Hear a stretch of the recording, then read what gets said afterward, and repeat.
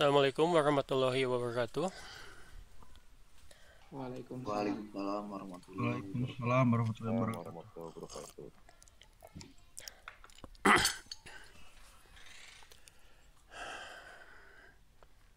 Selamat pagi. Sudah 23 yang hadir dari 31. Mana yang lain?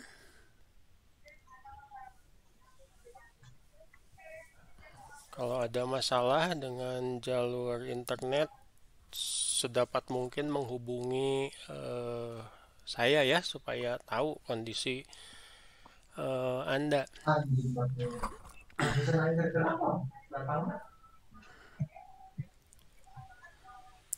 Baik, materi hari ini adalah referensi ya. Jadi kalau lihat referensi atau dikenal juga sebagai pustaka atau daftar pustaka, sepertinya ini adalah materi yang cukup mudah, tetapi pada pelaksanaannya, terutama pada saat pembimbingan, itu banyak menghambat. Padahal sepertinya cuma 2 proses, 3 mungkin ya, yang Anda lakukan dalam penelitian berkaitan dengan referensi. 1, cari. 2, baca. Tentu saja baca itu dan pahami ya. Lalu Anda kutip. Tapi ternyata 3 proses ini juga memerlukan usaha, apalagi jika tidak terbiasa. Ya, jadi saya harap meskipun belajar metode penelitian baru semester ini, saya harap Anda sudah biasa mencari ya, apalagi kan sekarang banyak dibantu oleh Pak Google untuk mencari. Tetapi kadang-kadang juga salah nyari atau tidak tahu apa yang dicari. Pada saat membaca tidak bisa membaca karena mungkin bukan dalam bahasa Indonesia ya. Tetapi juga ini yang paling problem ya, tidak biasa membaca. Seperti Anda ketahui, dan ini jadi jadi disebutnya kekurangan secara nasional, bahwa kemampuan literasi masyarakat Indonesia itu sangat kurang. Itu kata-kata paling sopan ya, yang menyatakan bahwa orang Indonesia itu tidak suka baca. Punten ya, jadi orang yang tidak suka baca itu paling mudah terpapar hoaks, paling gampang ditipu, ya paling gampang dipengaruhi karena mereka tidak memiliki referensi yang tepat, referensi yang benar dari sumber-sumber yang bisa dipertanggungjawabkan secara ilmiah. Nah, ini kata-kata kuncinya, dipertanggungjawabkan secara ilmiah. Jangan sampai Anda mengacu pada referensi yang tidak jelas. Anda punya tanggung jawab nanti sebagai seorang mahasiswa yang sedang melakukan tugas akhir atau penelitian yang akan membuat Anda lulus dan berhak diberi gelar sarjana. Wajarnya sarjana itu memiliki kemampuan literasi yang baik. Ya, jadi kalau ada sarjana yang masih gampang ditipu oleh hoaks, ya nanti kesarjanaannya diragukan. Kok bisa ya? Kok dia tidak cari referensi yang lain sebagai pembanding? Tidak punya kesadaran. Bahkan kalau misalkan Anda sudah diberitahu oleh ahlinya, itu adalah hak Anda untuk mencari referensi pembanding. Contoh misalkan, ya, Anda datang ke dokter, terus oleh dokter dinyatakan sakit X misalkan. Itu adalah hak Anda untuk mencari second opinion atau opini kedua dari dokter lain. Itu adalah hal yang wajar dilakukan. Bahkan pada saat Anda bicara dengan ahli. Bukan artinya ahli itu dewa yang segala tahu, ya, yang segala masalah bisa dipecahkan, tidak juga. Sehingga mengapa yang namanya referensi itu harus banyak? Karena bidang keilmuan kita itu bisa kemana-mana. Artinya juga Anda harus punya pengetahuan yang lebih di luar. Contoh misalkan, kan saya pernah cerita ya sama Anda. Ada mahasiswi yang mau buat sistem pakar untuk kesehatan ibu hamil. Ya maaf saja ya, saya sebagai pembimbing itu belum pernah hamil sekalipun, jadi tidak tahu apa-apa. Akhirnya yang pertama adalah dia harus tanya ke ahlinya, ya, ke dokter kandungan, ke bidan, ya. Bagaimana sih cara merawat?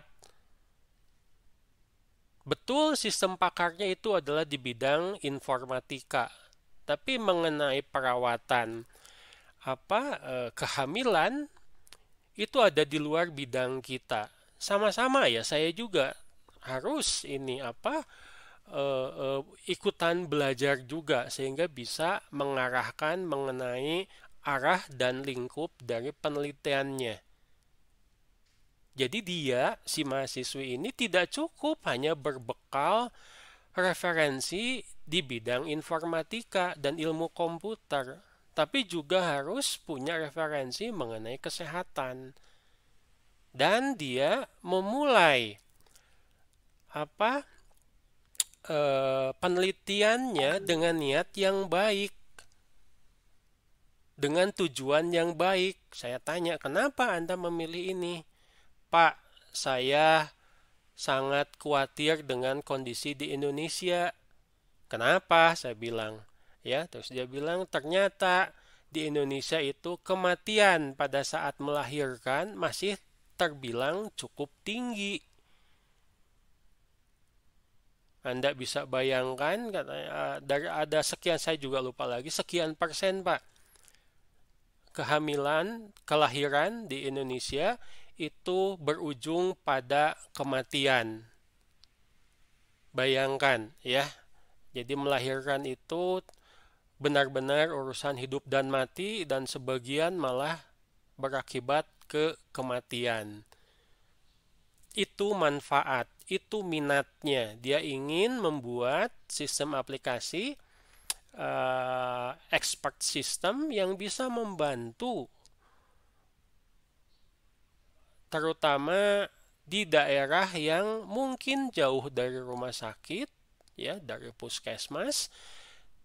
Sementara si ibu yang hamil ini tetap bisa merawat dan mengidentifikasi tahap awal jika terjadi sesuatu.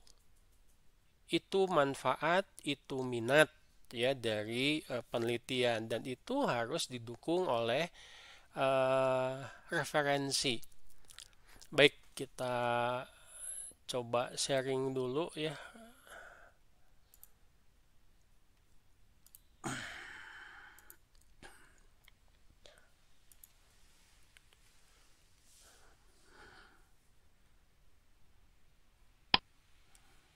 Baik, jadi referensi penelitian, judul materi kita hari ini, tolong dicamkan baik-baik ya, karena kadang-kadang juga Anda ini sudah berdiri katanya di lautan informasi, tapi kok nyari informasi itu masih yang salah melulu. Ya, lebih suka yang hoax ya, kalau lihat YouTube lebih suka yang ngeprank dan seterusnya. yang bodor-bodoran tidak jelas dibandingkan dengan menambah pengetahuan Anda. Padahal ilmu itu sekarang jauh lebih mudah didapat. Kenapa referensi ini penting? Referensi penelitian katanya adalah hal pertama yang dilakukan dalam penelitian bidang studi tertentu. Istilah mahasiswa biasanya adalah baca-baca. Ngapain kamu baca-baca? Ada yang menyebutkan, wah lagi cari ilham. Ya mungkin istilah Anda lagi cari ilham. Ya, tapi pada dasarnya adalah Anda melihat-lihat penelitian apa yang menurut Anda menarik. Menarik. Berarti ada kesesuaian dengan minat Anda. Jangan sampai menarik, tapi Anda sendiri juga tidak paham. Dan menurut Anda itu apa? Sesuatu yang bukan minat Anda. Menarik sih. Ya, penelitian di bidang sistem informasi, saya mah tidak tertarik sama manajemen. Ya, jangan dipaksakan. Wah, ini menarik nih, bikin program seperti ini. Bikin aplikasi seperti ini. Tapi ternyata minat Anda itu bukan ke programming. Ya jangan dipaksa juga. Ya. Jadi itu kurang lebih itu hal yang wajar. Ya. Kadang-kadang Anda baca koran dapat ide untuk melakukan penelitian. Mungkin mulainya dari Wikipedia, mungkin mulainya dari blog. Ya tidak apa-apa. Ya, silahkan saja. Tapi nanti kita akan lihat referensi penelitian itu harus seperti apa sih? Nah, seorang peneliti, Anda nanti pada saat melakukan tugas akhir akan menelaah hasil penelitian para peneliti terdahulu dalam menjawab pertanyaan dan untuk mengetahui apa saja yang telah diteliti atau diketahui dalam bidang studi yang menjadi objek penelitian.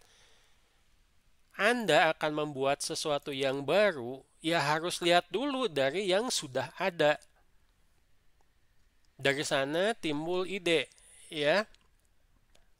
Tidak salah misalkan Anda membaca tulisan-tulisan penelitian dari dosen supaya mengetahui, oh si Pak itu teh penelitiannya apa ya? Bu Ayi itu penelitiannya apa ya? Pak Asep tuh penelitiannya apa ya? Pak Dodi atau mungkin Pak Tirta itu penelitiannya apa ya? Pernah diterbitkan di mana? Ikut seminar apa? Saya mah pengennya dibimbing sama Pak Tirta. Pak Tirta itu ngapain aja sih penelitiannya? Itu bukan hal yang aneh, ya. Dosen di samping mengajar itu juga tugas utamanya adalah melakukan penelitian, ya, di samping pengabdian masyarakat. Nah, tinjauan pustaka atau referensi mengacu pada proses menemukan dan mengevaluasi hasil penelitian tertentu untuk topik atau pertanyaan. Ingat pertanyaan penelitian yang sekilas kita bahas minggu lalu. Yang dipilih serta bagian dari nantinya adalah laporan akhir yang akan membagikan kesimpulan tentang literatur tersebut. Ini menjadi acuan, ya, menjadi sumber. Jadi pada saat Anda punya ide, idenya didukung oleh referensi apa? Berarti Anda harus mencari dan menemukan literatur yang tepat, Anda harus baca, Anda harus pahami, Anda harus menarik kesimpulan. Terutama untuk menemukan apa sih yang belum diketahui. Apa yang diketahui sudah kan tadi ya. Sekarang apa yang belum diketahui itu yang menjadi objek penelitian. Jangan sampai Anda melakukan penelitian yang persis sama yang sudah orang tulis. Pakai misalkan framework A di perusahaan X. Anda juga sama, pakai framework A di perusahaan X. Coba ubah. Masih menggunakan framework A, tapi di perusahaan Y misalkan. Itu sudah sesuatu yang unik. Karena ternyata perusahaan X dan perusahaan Y itu punya karakteristik yang berbeda. Sehingga nanti hasil penelitiannya pun mungkin berbeda. Anda harus tahu temanya, Anda tahu apa konsep yang diperdebatkan, metode yang digunakan, ya. Biasanya nanti di laporan itu eh apa? Disimpan di bab 2. Lalu daftarnya itu ada di akhir-akhir sebelum lampiran. Namanya daftar pustaka. Kadang-kadang nih penyakit ya. Ya bukan penyakit sih sebetulnya, kebiasaan ya. Termasuk saya juga masih suka melakukannya. Kadang-kadang kita suka serakah. Banyak sekali referensi yang digunakan sehingga nanti bingung sendiri. Apakah semuanya harus dipakai? Ya, ya kadang-kadang saya suka di awal-awal tuh ada mahasiswa yang bab 3-nya itu lebih sedikit dari bab 2. Lah, kok jadi bingung ya? Kok lebih banyak referensinya dibandingkan dengan penelitiannya? Bukan seperti itu. Jadi nanti Anda harus melihat referensi itu yang memang mendukung penelitian Anda dan memang tidak selalu semuanya digunakan. Bagaimana semuanya tidak digunakan? Nanti kita akan bahas dengan studi kasus. Jadi kalau Anda tidak punya referensi, tidak menggunakan referensi, referensinya sedikit, nanti kelihatan dari ide penelitian. Biasanya ide penelitiannya tuh masih kulitnya saja. Tidak jelas mau dibawa kemana. Kalau ditanya mengenai konsep juga mahasiswanya tidak tahu. Itu ciri-ciri kenapa Anda kekurangan referensi atau mengambil referensi yang salah. Bidang keilmuannya sistem informasi, ngambil referensinya misalkan aplikasi yang dibangun dengan menggunakan MySQL. Bukannya salah, tapi itu kurang tepat. Betul, sistem informasi itu menggunakan basis data, tapi hanya sampai model, tidak sampai dengan membangun aplikasi. Oke, kita lanjutkan. Kalau nanti ada pertanyaan, silahkan disela saja ya. Kita bicara dulu manfaat referensi. Tadi sebetulnya sudah saya singgung-singgung ya. Yang pertama adalah tentu saja memahami ide penelitian. Apa itu? Mengetahui hal-hal praktis yang sudah dilakukan oleh peneliti lain, khususnya di bidang yang sama. Ya, tidak salah Anda misalkan menggunakan survei yang sudah dilakukan orang lain untuk mendukung penelitian Anda. Misalkan memastikan bahwa manfaat penelitian Anda itu bagus, misalkan untuk masyarakat, untuk bidang keilmuan, ya. Lalu juga lebih memahami konsep dan variabel yang digunakan dalam penelitian. Contoh, misalkan Anda punya konsep A, tapi taunya itu hanya dari textbook. Pada saat Anda bertanya gimana ya caranya si konsep A ini bisa dijadikan penelitian, ya Anda lihat ada tidak peneliti yang sudah menggunakan konsep tersebut. Anda boleh jadikan itu sebagai referensi. Dari peneliti yang sudah ada, yang sudah membuat penelitian dan sudah dipublish misalkan dalam bentuk jurnal, Anda akan punya pemahaman yang lebih dalam mengenai konteks dan lingkup penelitian. Sehingga nanti konteksnya juga tidak lingkup penelitian dan konteksnya tidak terlalu kecil, tidak terlalu besar. Ingat ya, bahwa yang namanya tugas akhir itu punya batas waktu. Kalau penelitiannya terlalu luas, takutnya batas waktunya itu tidak cukup. Kalau penelitiannya terlalu sempit, jangan-jangan tidak bisa dianggap sebagai penelitian. Itu kelasnya itu hanya sampai dengan misalkan tugas kelas. Anda harus tahu kesepakatan dan ketidaksepakatan dalam bidang penelitian. Mungkin ada beberapa peneliti yang hasilnya ternyata bertolak belakang atau berbeda. Anda juga harus tahu mengenai apa yang disebut sebagai state of the art penelitian. State of the art itu adalah penelitian terkini yang paling maju, yang paling up to date. Misalkan kemarin saya baca berita, ya, penelitian di Mars itu sekarang bukan hanya lewat teleskop, bukan hanya lewat satelit yang mengorbit di sekitar Mars, tetapi sudah mendarat, katanya si robotnya itu di permukaan planet Mars. Jadi penelitiannya, cakupannya sudah berbeda, sudah bukan dari atas lagi, tapi sudah dari darat. Nah, itu yang disebut, ya, analoginya ya, sebagai state of the art, yang terkini. Jangan sampai Anda nanti menggunakan konsep yang sudah obsolete, alias konsep yang sudah tidak orang pakai. Misalkan, ya, ini berkaitan, biasanya bisa dicek dari tahun penelitian. Meskipun ini tidak selalu benar semuanya, ya, tetapi umumnya, karena di bidang kita itu kemajuan teknologi sangat pesat, terutama teknologi informasi, Anda benar-benar harus pastikan state of the art. Apa sih sekarang yang lagi tren? Apa sih hasil penelitian bidang tersebut terkini? Sehingga nanti Anda juga bisa identifikasi mungkin keterkaitan dengan bidang lain. Tadi saya sudah cerita, ya. Ada yang ternyata bikin expert system itu terkait dengan kesehatan kandungan. Ada yang ternyata membuat sistem informasi berkaitan dengan misalkan bisnis e-commerce. Ada yang membuat aplikasi ternyata berkaitan dengan game pendidikan atau mungkin gamifikasi, yaitu bidangnya Bu Yerin tuh, bidangnya Pak Handoko tuh, ya, gamifikasi.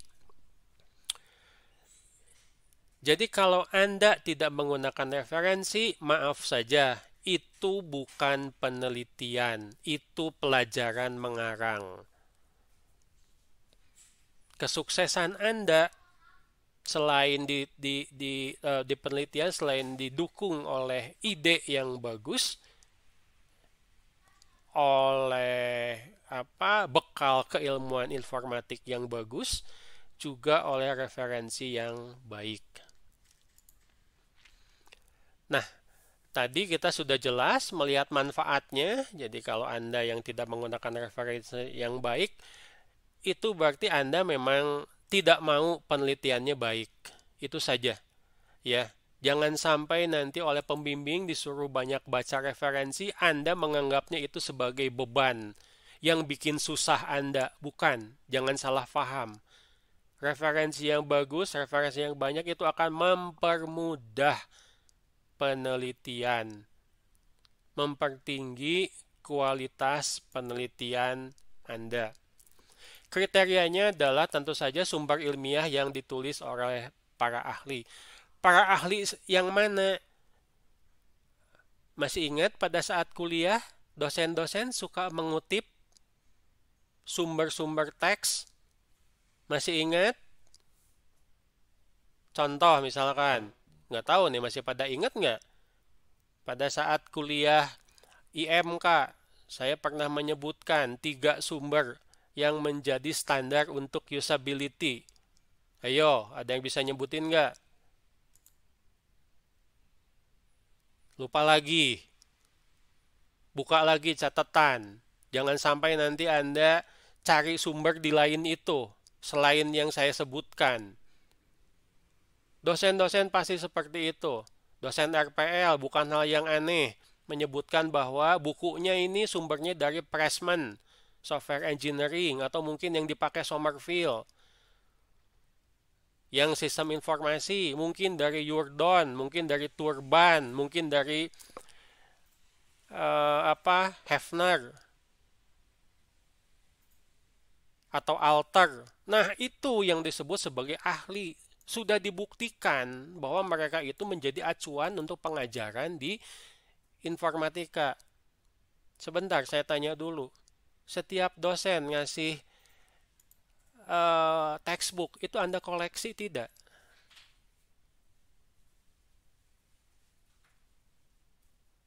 Tidak ada yang jawab, artinya tidak pernah. Enggak semua, Pak. Enggak semua. Nah, mulai saat sekarang semuanya harus Anda koleksi.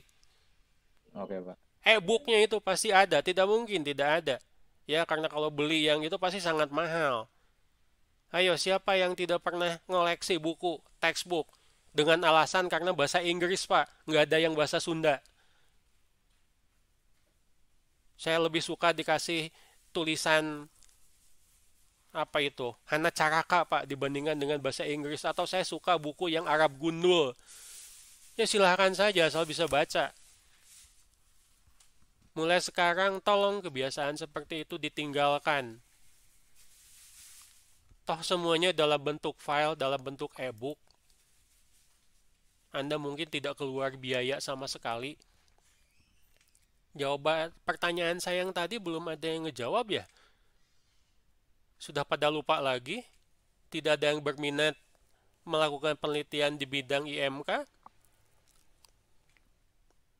Contoh di usability, saya pernah menyebutkan bahwa standar untuk usability yang digunakan umumnya adalah dari ISO, International Standard Organization, dari Schneider, dan dari Nielsen, Jacob Nielsen. Nah, itu yang disebut sebagai para ahli. Jadi kalau Anda melakukan penelitian di bidang IMK menggunakan konsep usability, ya dari 3 sumber ini Anda harus miliki referensinya. Langsung referensinya, bukan kutipan dari orang. Lalu, dari beberapa penelitian yang menggunakan konsep tersebut, ya, itu disebut sebagai sumber ilmiah. Kalau tulisannya ternyata untuk tulisan umum orang awam, ini ada beberapa yang menyatakan sumber tersebut tidak dianggap sebagai sumber ilmiah. Kenapa? Karena itu biasanya dalam bentuk opini. Sebentar, ada yang bisa jawab apa sih opini itu? Pendapat, Pak. Anda suka lihat di koran-koran ada opini ya? Ya, Pak. Betul? Artinya apa perbedaan opini dan jurnal ilmiah? Terletak di apa ya? Sumber pendapatnya, Pak. Maksudnya kalau opini kan biasanya dari pribadi, sementara kalau jurnal ilmiah berdasarkan fakta penelitian gitu. Sebentar, ini siapa yang bicara? Asfia, Pak. Asfia, oke. Betul. Ya, ditambah lagi untuk jurnal ilmiah itu sudah dilalui yang namanya pengujian. Artinya ada ahli-ahli, sekelompok ahli-ahli dalam bentuk komite yang menguji. Kenapa misalkan kalau Anda ikutan tulisan ilmiah dalam sebuah konferensi atau seminar atau yang akan dipublish, itu ada tulisan komite. Ada profesor ahli anu, profesor ahli anu, profesor ahli anu, termasuk juga mereka merangkap biasanya sebagai reviewer, orang yang menilai kajian ilmiah. Opini itu tidak diuji. Betul, itu pendapat pribadi. Beda dengan tulisan ilmiah, sudah diuji. Kenapa bisa sampai membuat textbooks yang digunakan oleh teknik informatika? Karena memang pengetahuannya sudah diuji. Sudah dibuktikan, ada best practice-nya, ya, artinya sudah dipraktekkan. Itu perbedaannya. Nah, kenapa tadi saya ngotot, ya, urusan textbook? Karena ini menjadi sumber utama. Mahasiswa pada saat mau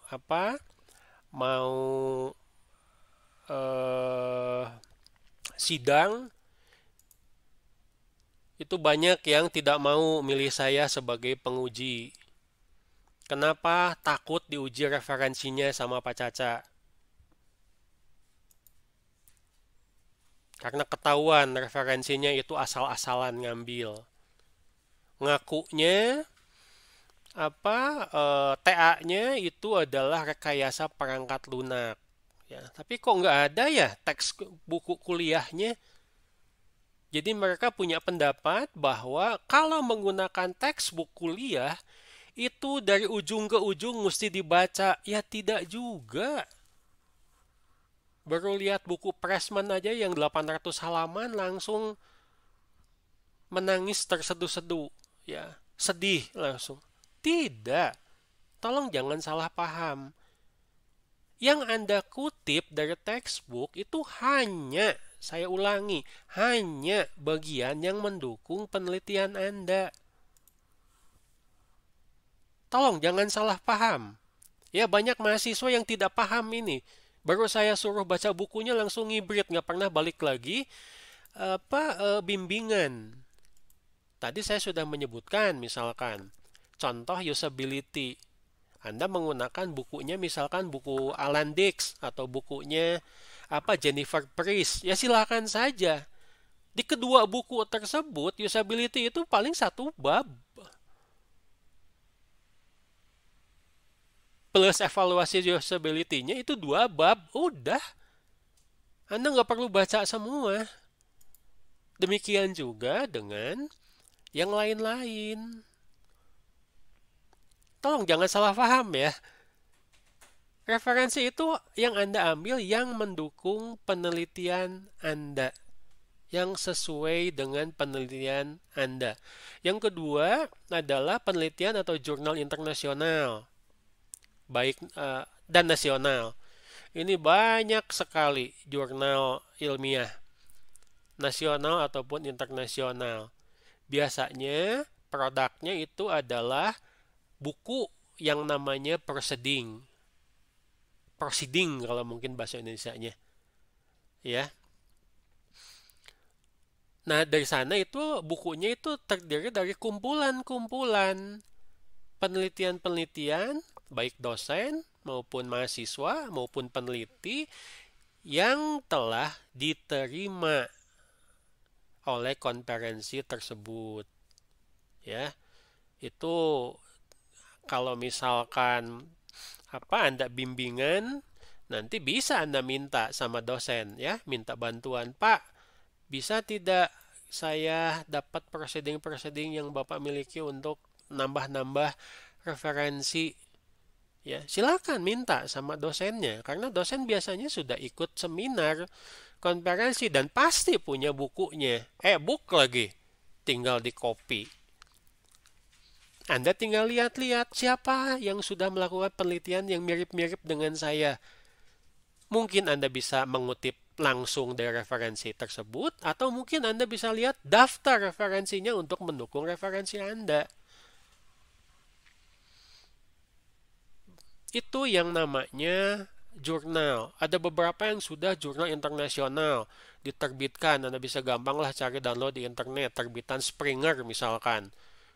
Dari konferensi internasional gitu mengenai rekayasa perangkat lunak, mengenai big data ya, mengenai user experience khusus, banyak sekali.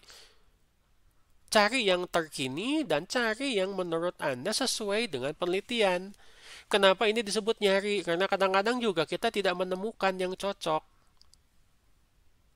Ya, ternyata pada saat Anda lihat judulnya, wah cocok nih. Bagus kayaknya, mau saya pakai untuk penelitian. Tapi ternyata pas Anda baca, walah ini mah ternyata berat ke matematik. Bukan ke informatika. Ya, jangan digunakan. Ya, loh kok ini mah manajemennya berat ke psikologi ya, bukan ke SI. Ya, jangan digunakan.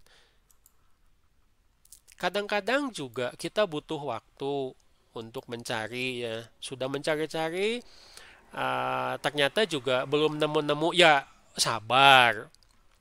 Ingat, kemarin salah satu kualitas dari peneliti yang baik, sabar dan konsisten. Ya. Yang ketiga itu mungkin dari sumber ilmiah lain. Salah satunya adalah white paper. Nanti kita lihat contohnya. White paper itu biasanya adalah hasil dari best practice, hasil dari praktek. Pak, saya dapat tulisan mengenai pemodelan basis data dari Oracle. Itu contoh white paper. Ada gitu orang yang mau meragukan kualitas Oracle di bidang basis data? Tidak ada. Itu bisa dipertanggungjawabkan secara ilmiah. Pak, saya menemukan referensi untuk dan contoh-contoh untuk melakukan normalisasi Pak dari MySQL. Pakai, silahkan. Pak, saya dapat model multimedia dari Adobe misalkan. Silahkan digunakan. Pak, saya dapat protokol kesehatan dari WHO, Organisasi Kesehatan Dunia. Silahkan digunakan. Itu yang namanya white paper. Bukan artinya kertasnya mesti putih ya, tolong jangan salah paham. Istilah saja. Nah, ini yang terakhir. Kadang-kadang mahasiswa suka ngotot. Ya, bahkan dulu pada saat awal-awal saya membimbing ada mahasiswa referensi www.google.com. Saya sampai bingung, Anda ini mahasiswa atau anak TK? Maaf ya, saya sampai bilang seperti itu. Masa mahasiswa tidak paham yang namanya referensi? Oh maaf Pak, nanti saya tulis linknya. Bukan itu. Ditulis link dari hasil pencarian di Google-nya tuh. Nanti kita lihat, ada tata cara untuk menuliskan sehingga referensinya itu bisa dipertanggungjawabkan. Tidak boleh dari blog. Tidak boleh dari medsos. Pak, ini referensinya dari Instagram. Tidak boleh. Tidak boleh dari Wikipedia. Termasuk juga tadi dari opini. Pak, boleh tidak dari berita koran? Saya jawabnya adalah ya dan tidak. Berita koran mungkin bisa untuk mendukung, tapi bukan jadi sumber utama. Tadi misalkan ya, mengenai tingginya kematian ibu melahirkan di Indonesia. Itu ternyata sumbernya si mahasiswinya itu dari dua. Pertama dari sumber resmi ya, WHO dan Kementerian Kesehatan. Dan yang kedua itu dari koran. Itu boleh dipakai. Paham ya? Jadi kita lihat, nah dari sumber referensi, tambah ke atas, tambah penting. Tambah ke bawah, tambah tidak penting. Apalagi yang paling bawah, jangan pernah dilakukan. Nanti ada mahasiswa kelas saya yang masih melakukan yang paling di bawah, saya akan minta pembimbingnya supaya memberitahukan. Mungkin mahasiswanya saya anggap harus ngulang kuliah metode penelitian. Punten kalau ngancam ya. Bukan ngancam sih sebetulnya, supaya Anda punya perhatian. Jangan main-main dengan yang namanya sumber ilmiah. Oke, kita lanjutkan. Sebentar, sebelum saya lanjutkan, ada pertanyaan.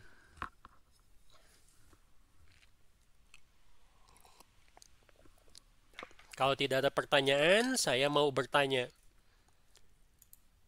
Siapa yang selama di Unpas belum pernah sekalipun berkunjung ke perpustakaan, bahkan tidak tahu letak perpustakaan itu ada di mana, tidak pernah ketemu dengan Ibu Sari? Ayo ngaku.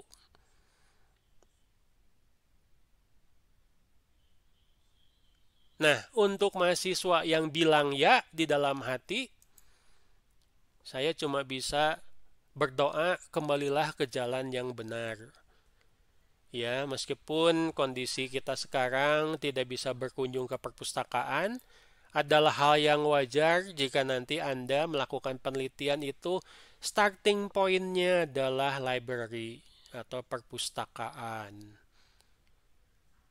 Jangan perpustakaan desa, jangan perpustakaan Pemda, carinya di perpustakaan informatika.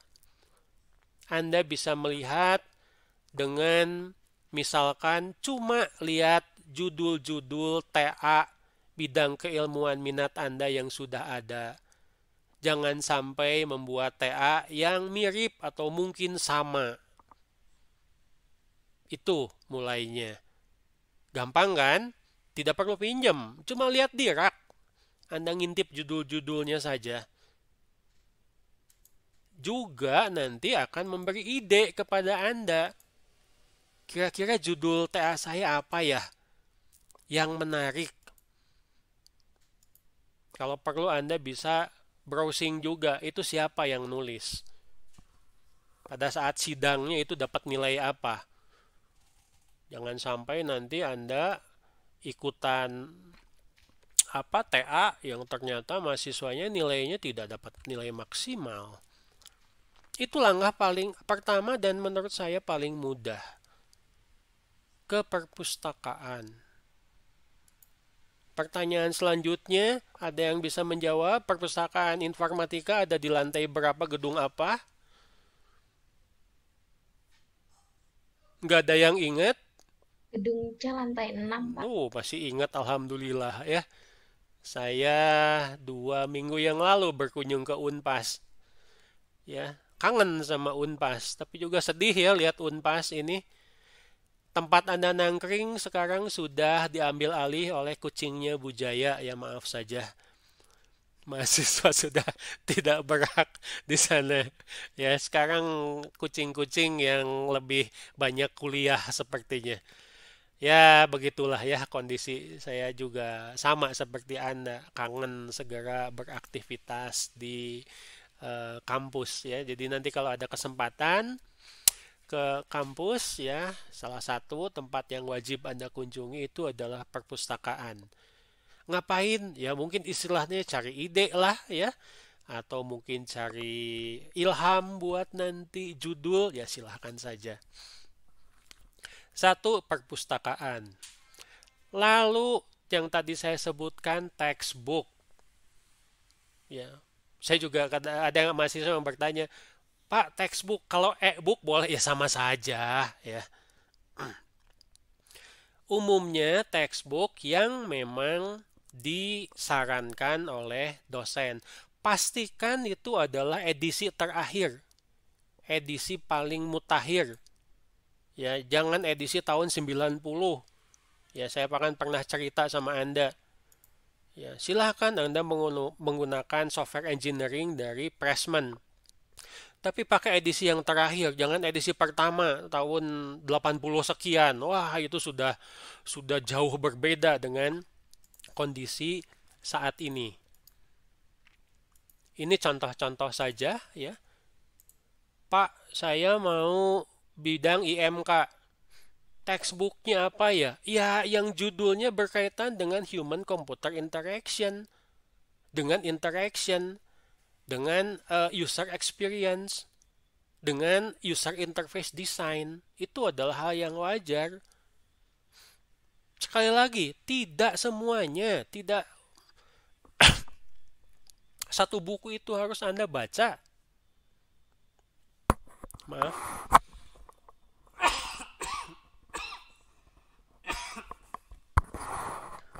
Sorry. Ini misalkan saya kan menggunakan yang tulisannya Jennifer Priest dan kawan-kawan.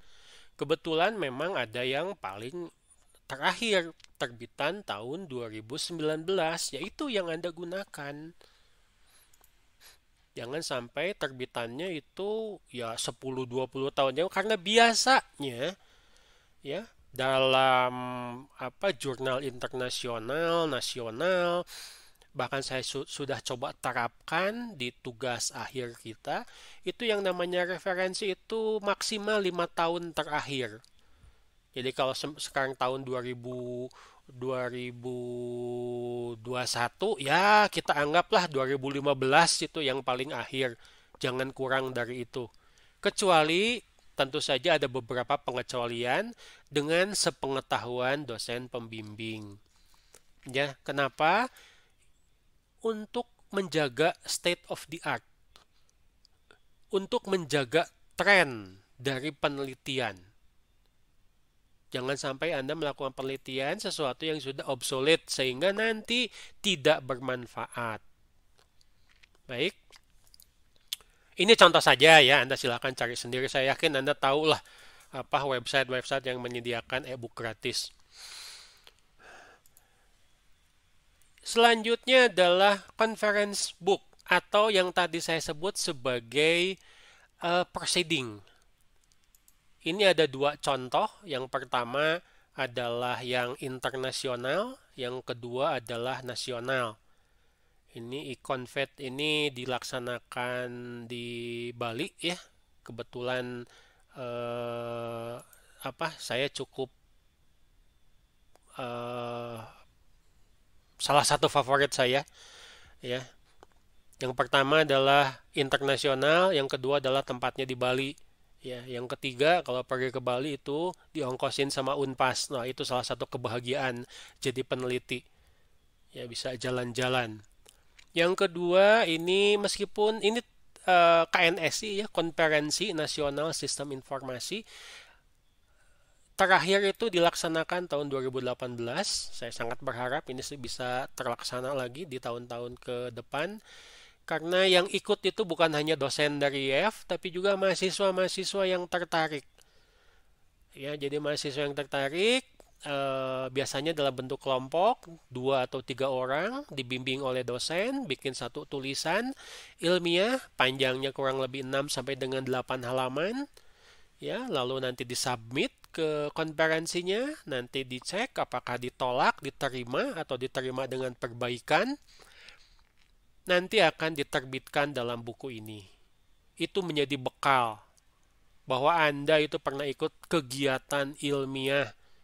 Anda nanti masuk proceeding ini bersama-sama dengan dosen Anda, dengan para profesor, dengan para doktor peneliti. Selevel semuanya disebut sebagai peneliti. Anda bukan mahasiswa di sana, tapi sudah jadi peneliti. Ini sumber utama. Biasanya tiap konferensi yang berkaitan dengan bidang informatik internasional, terutama yang diselenggarakan di Indonesia, itu sudah menyediakan e-book proceedingnya di websitenya masing-masing dan bisa di-download secara gratis. Tidak ada alasan Anda tidak tahu dan tidak bisa dapat. Gak perlu keluar rumah. Modal Anda cuma internet dan browser. Ya pakai listrik juga kali ya. Ada pertanyaan untuk sumber referensi utama?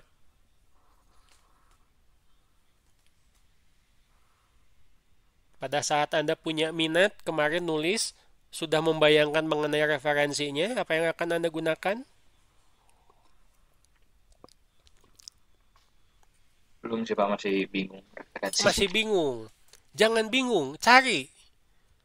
Ya, nah kan sudah cari nanti Anda bingung milih kan? Nah itu lebih bagus daripada bingung, lebih baik bingung milih daripada bingung tapi tidak punya apa-apa.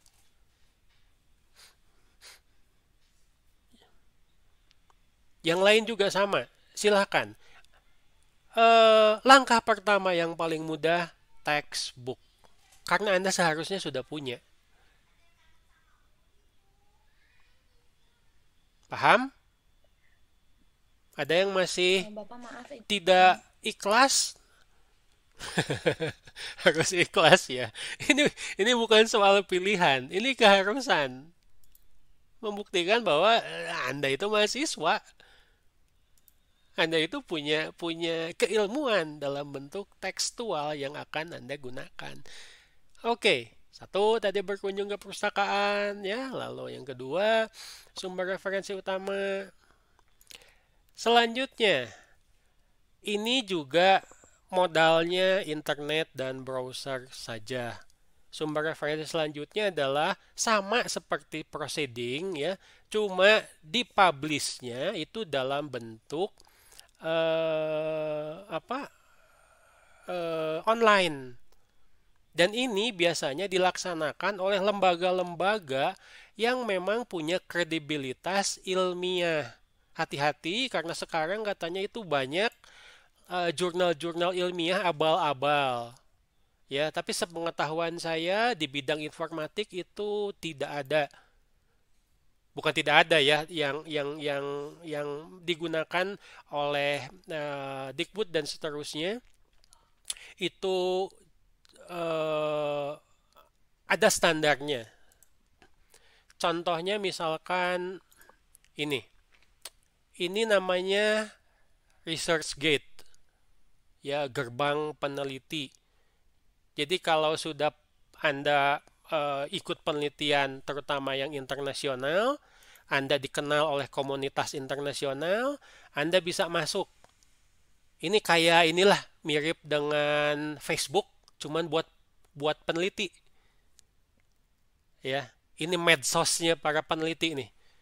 Jadi tiap orang posting sesuatu, jurnalnya sudah diterima di kalangan ilmiah, ini biasanya otomatis diposting di sini. Kebetulan karena saya juga pernah ya ada alhamdulillah sudah baru 2 sih sebetulnya ya yang di eh, eh, jurnal internasional. Saya berharap tahun ini bisa nambah 2 lagi. Misalkan saya masuk menggunakan login saya, lalu bisa cari penulis-penulis ahli-ahli yang akan mendukung. Misalkan di sini contohnya adalah Alan Hefner. Kenapa saya dapat newsletter selalu dari dia? Karena pada saat menyelesaikan tesis, sumber utama untuk menyelesaikan tesis S2 saya itu adalah konsep frameworknya dari Hefner. Jadi Anda nanti punya referensi apa tuh ya disebutnya, referensi favorit yang menurut Anda mudah digunakan dan sangat sesuai dengan penelitian Anda. Itu bukan hal yang ini ya, bukan hal yang aneh ya. Yang kedua ini adalah Journal of Physics Conference Series ya, ini dari IOP Science. Jadi kalau Anda sudah ikut konferensi internasional, ada kemungkinan nanti hasil dari konferensi internasional tersebut akan diseleksi. Saya ulangi, diseleksi untuk dipublish internasional, sehingga nama Anda itu terutama dosen ya nanti akan dapat penilaian di bidang penelitian. Dosen yang tidak pernah melakukan penelitian itu akan dinilai negatif nanti karena kita harus lapor ke pemerintah.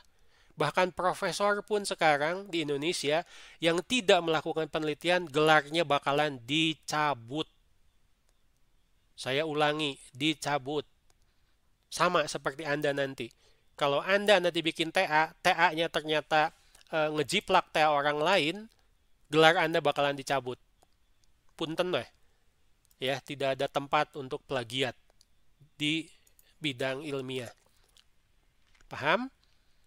Ini perkenankan saya menyombongkan diri sendiri ya. Ini salah satu tulisan saya. Siapa tahu nanti bermanfaat untuk Anda. Karena mainan saya di bidang penelitian itu berkaitan dengan sistem informasi, khususnya sistem informasi yang mendukung bidang pendidikan. Termasuk salah satunya adalah pengajaran tatap muka dan e-learning. Ini Anda bisa download artikelnya gratis.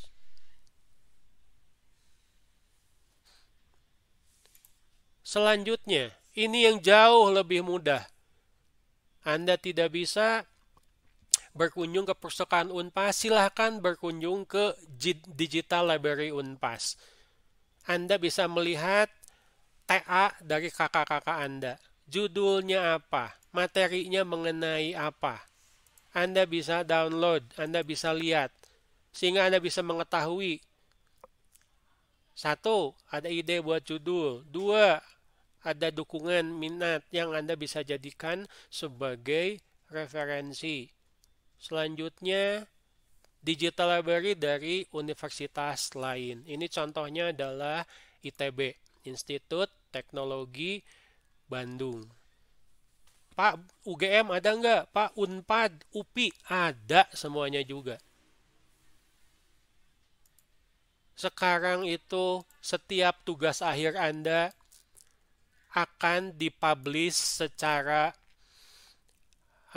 online. Sehingga kalau ada yang niron, jiplak, plagiat itu bakalan segera ketahuan.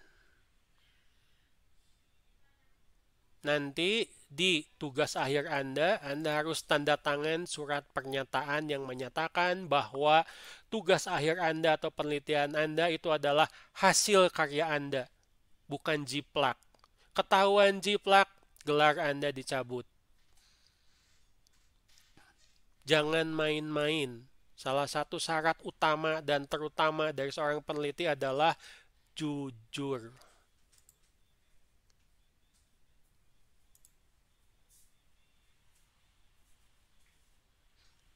Ada pertanyaan? Silahkan. Ini semuanya gratis. Bapak maaf izin bertanya. Silahkan. Kalau Siapa misal ini? penelitian Ardia Pak, Ardia, sok Ardia. misal kalau penelitiannya mengenai user interface dari sebuah aplikasi. Nah, itu jadi kita referensinya kan berarti dari aplikasi tersebut kan Pak. Yep. Itu harus minta surat izin gitu nggak untuk di referensinya? Nah, Minta biasanya, misalnya surat izin. sebentar, udah selesai. Oh iya. Oke, berarti aplikasinya sudah ada, betul? Iya, sudah ada, Pak. Sudah ada. Anda tahu dengan siapa pembuat atau penggunanya? Tahu, saya itu rencananya ingin penelitian mengenai aplikasi mentoring. DKM Ulabab kan punya aplikasi mentoring. Nah, itu yang punyanya ingin diubah penampilannya katanya. Untuk dikembangkan lagi. Nah, saya rencananya ingin mengambil penelitian ini. Dari pihak sana pun sudah menyetujui, oh boleh untuk dijadikan penelitian begitu, Pak. Mentoring apa kalau boleh tahu? Ini, Pak. Setiap semester 1 kan DKM Ulabab selalu mengadakan mentoring untuk salah satu kriteria penilaian mata kuliah agama. Itu sudah pernah dilakukan? Sudah. Bukan. Ada mahasiswa lain yang pernah melakukan itu. Tetapi menggunakan, seingat saya, menggunakan heuristic evaluation. Nah, sekarang Anda coba, Bu, tolong jangan sedih dulu. Anda boleh menggunakan yang sudah ada, tapi dengan kakas yang berbeda. Oh iya. Saya lupa ingat ya, soalnya sudah sekitar 3 atau 4 tahun yang lalu saya bimbing. Itu dia melakukan, judulnya adalah evaluasi. Sama di DKM Ulul Albab. Saya lupa lagi kakasnya, kalau tidak salah menggunakan heuristic evaluation. Tidak apa-apa, Anda objeknya sama, ya, tapi coba Anda menggunakan kakas yang berbeda. Misalkan Anda melakukan pendekatan dari sisi, misalkan user-centered design atau analisis yang mendukung user experience. Atau mungkin Anda bisa fokus ke information structure, struktur informasinya. Atau mungkin Anda akan memperbaiki dari sisi interaksinya menggunakan interaction framework. Mangga, silahkan. Tetapi yang penting, satu, objek sudah punya.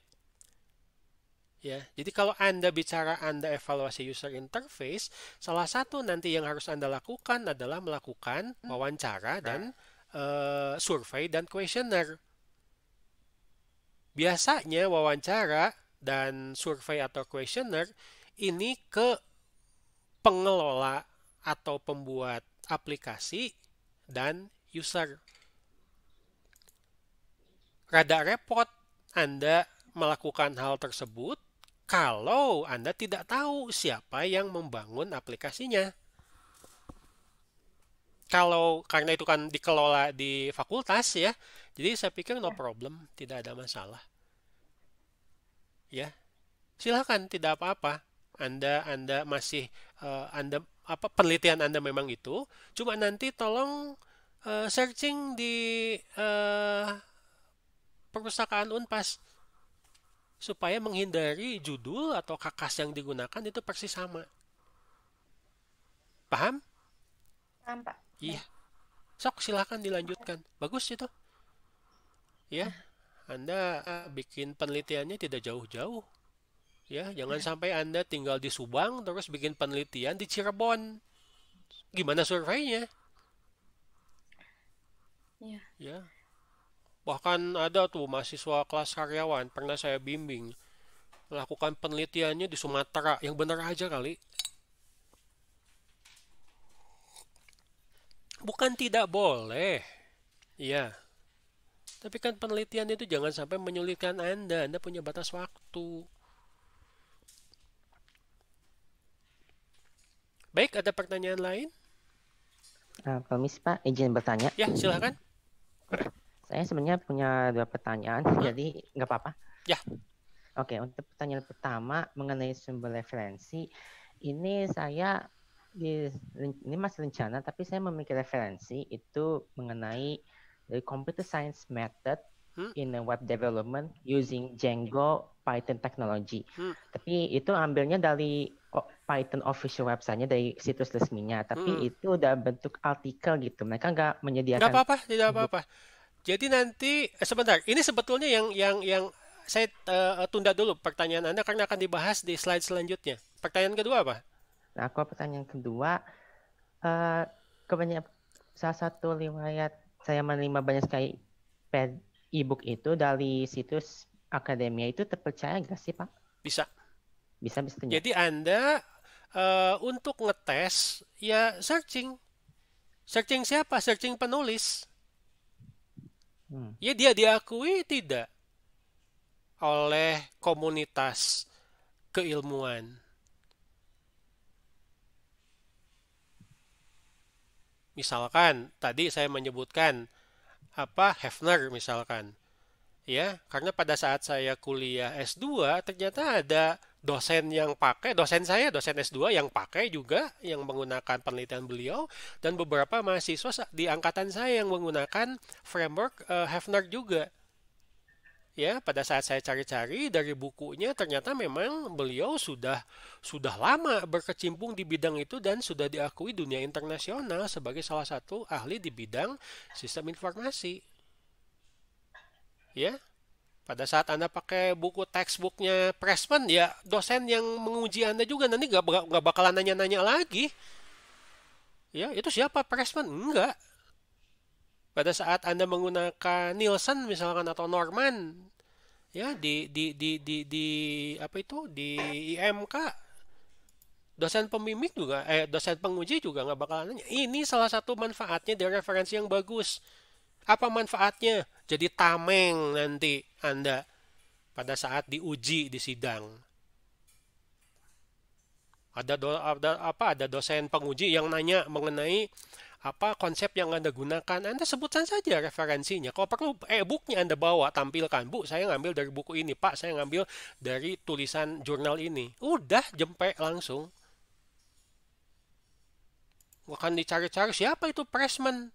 Ya dosennya yang on kalau nggak sampai tahu Pressman atau Sommerville di bidang rekayasa perangkat lunak mah. Ya, jangan sampai Anda nanti menjawab itu, wah nggak tahu atau lupa lagi.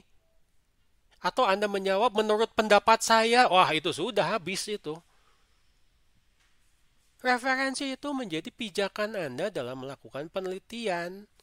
Referensi Anda lemah, nanti jawaban Anda juga lemah semuanya, tidak bisa dipertanggungjawabkan.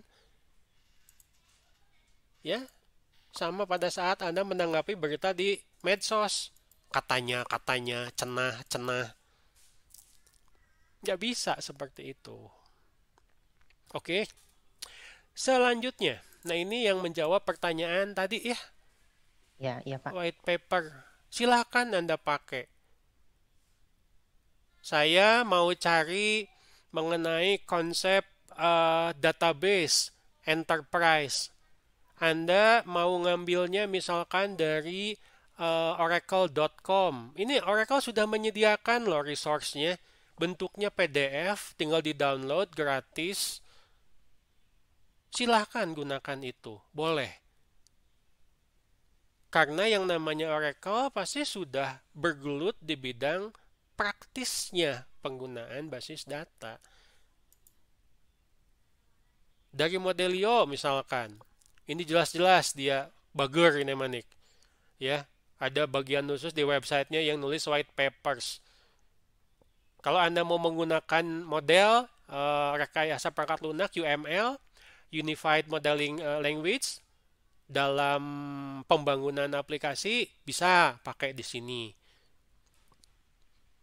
Gratis.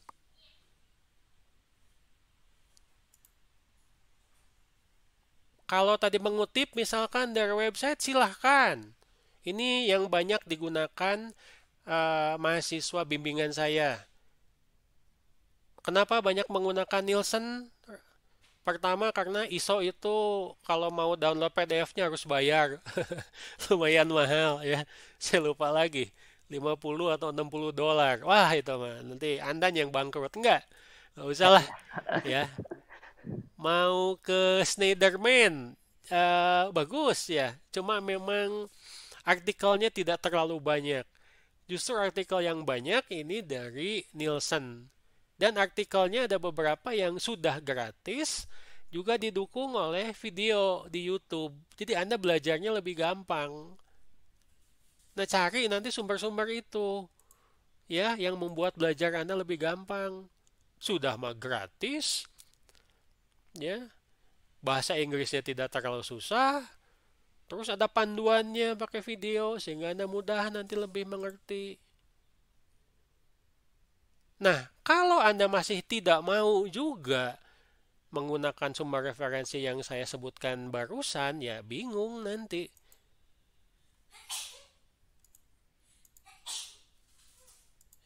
Bagaimana mungkin Anda bisa mempertanggungjawabkan keilmiahan dari penelitian Anda?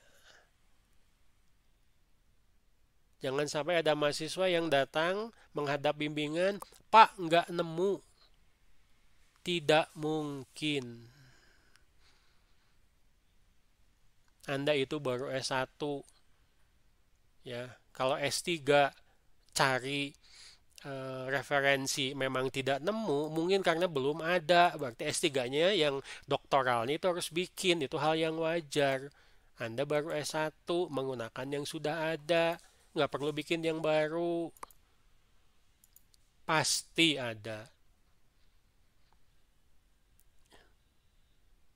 Ada cerita nih. Ada bimbingan saya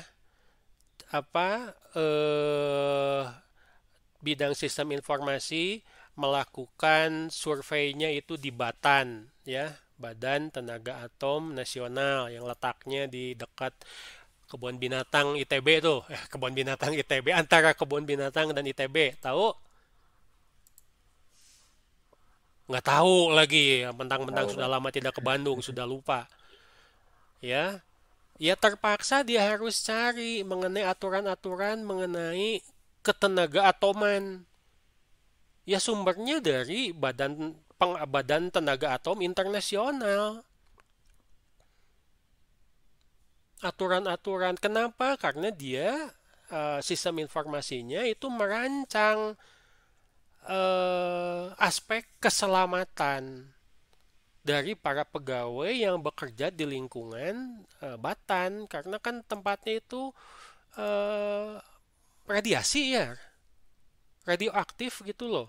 Kalau terpapar terus-terusan bakalan sakit atau kena kanker dan mungkin meninggal. Tingkat keselamatannya harus sangat diperhatikan dan itu yang jadi penelitiannya. Satu, dia harus punya referensi mengenai keamanan di bidang sistem informasi. Dua, harus punya aturan yang mengacu kepada badan internasional IAEA kalau tidak salah ya. Badan Internasional Atom itu. Dan yang ketiga, dia harus punya jurnal yang bisa menghubungkan antara sistem informasi dengan keamanan. manajemen keamanan di sebuah institusi. Standarnya dia sudah dapat, SI-nya dia sudah dapat, yang di tengah-tengahnya jurnalnya dia belum dapat. Saya bilang, Anda tidak boleh sidang sebelum nemu referensi itu. Karena itu adalah titik lemah dari penelitian Anda. Karena kalau ada nanti, dan saya yakin ada, penguji yang nanya itu, bubar semuanya.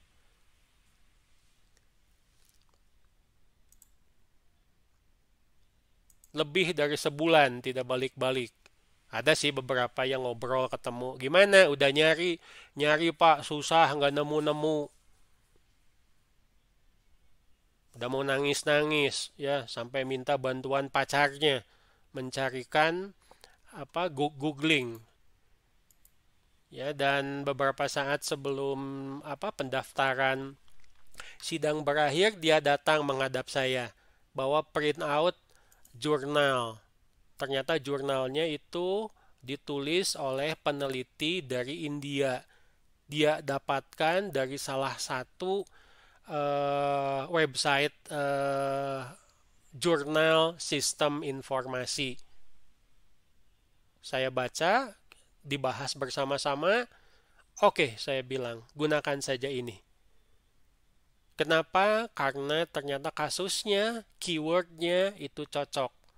Referensi digunakan, lalu tautannya dimasukkan ke dalam laporan, dia mengajukan TA, lulus. Nilai A. Sebetulnya saya mau ngasih nilai A+. Cuman karena di Unpas nggak ada, jadi saya cuma ngasih nilai A saja. Ya.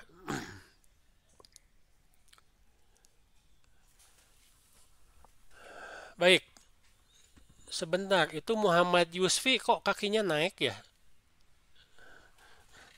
Ini lagi kuliah, Mas, bukan di warung. Aduh, kaki naik-naik ya. Baik, nah kita lihat sekarang ke aturan referensi yang saya sebutkan barusan. Referensi yang digunakan saling terhubung sehingga dapat membentuk apa yang kita sebut nanti sebagai peta konsep. Jangan ngambil referensi asal-asalan yang tidak saling terhubung. Tadi saya sudah memberikan contohnya ya. Lalu tadi juga memberikan referensi terkini, misalnya 5 tahun terakhir, referensi mengenai teori, konsep, metode, atau KK sebaiknya dari sumber utama. Mungkin juga referensi berasal dari peraturan. Ya, contohnya tadi dari WHO, mungkin dari Depnaker, mungkin dari Kementerian Kesehatan kita, ya, mungkin dari badan-badan internasional yang lain, atau institusi yang bergerak di bidang informatik, ya, seperti misalkan industri software ya tadi ya, Oracle dan seterusnya. Ini contohnya bahwa nanti referensi itu Anda kutip nanti khusus di bab 2. Runut, enak dibaca dan ada keterhubungannya. Biasanya dimulai dari keilmuan. Bidangnya apa? Sistem informasi. Bahas dulu sistem informasi. Misalnya di sini sebutnya adalah sistem informasi dan kaitannya dengan media sosial. Anda harus cari media sosial itu apa? Sistem informasi itu apa? Lalu penelitian-penelitian sistem informasi yang objeknya adalah media sosial. Ini contoh. Anda harus jujur bahwa di bab 2 itu apa yang Anda kutip dari referensi, ini yang saya kasih kotak merah, itu harus dikutip di sana. Jangan sampai Anda ngaku-ngaku. Referensi itu adalah buatan Anda, bukan mengutip. Itu akan disebut sebagai plagiat. Ini pakai kode-kode, nanti ada formatnya.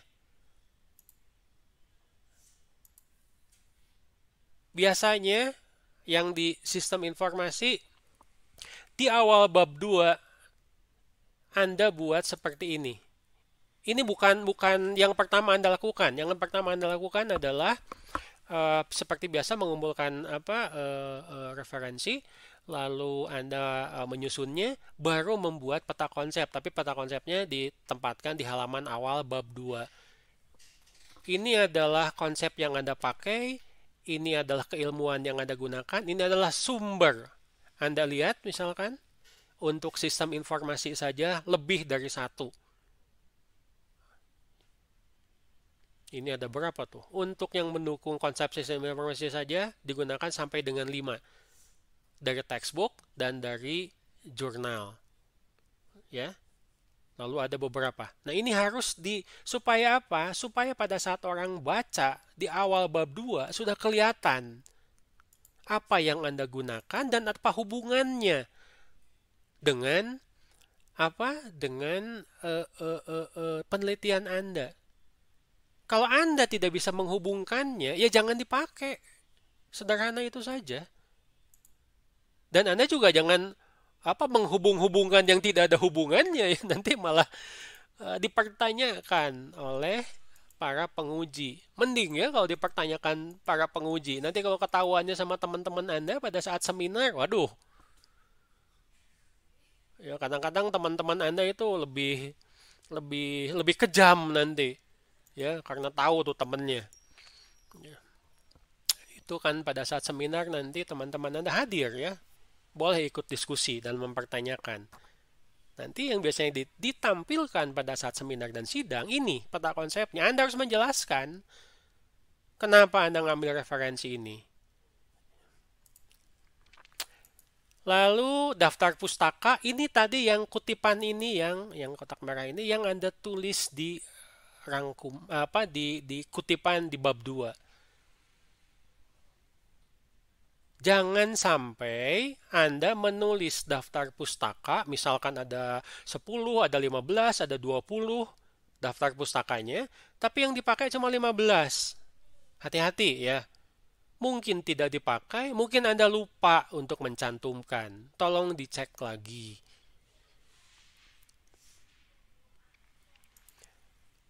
Dan terakhir, ini tugas kita bahas minggu depan. Tolong dikumpulkan dulu ya. Formatnya sama seperti tugas 1. Cuma sekarang jadi tugas 2. Tugas Anda adalah dari referensi, teori referensi yang tadi saya sudah sebutkan. Cari 5 referensi yang menurut pengamatan Anda akan mendukung minat penelitian yang akan dilaksanakan. Sebut judul, penulis, penerbit, website, tahun edisi atau publikasi, dan topik yang akan digunakan. Singkat saja topiknya. Ya, misalkan dari buku RPL misalkan, atau buku textbooknya multimedia. Anda ambil bab sekian mengenai apa. Tidak perlu semuanya. Ya, dan pastikan bahwa referensi itu berasal dari 5 tahun terakhir. Oke, itu materi kita hari ini.